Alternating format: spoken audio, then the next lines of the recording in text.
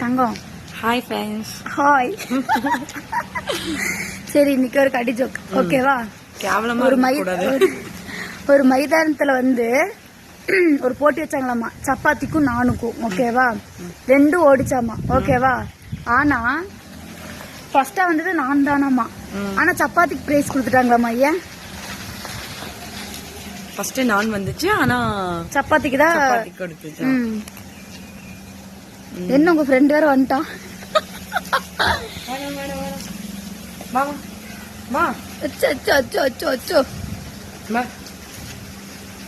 கை கொடு, கை கொடு. டேய் அம்மா கை கொடு. அவன் கண்டிக்கவே மாட்டேங்கிறான் நம்மளைய.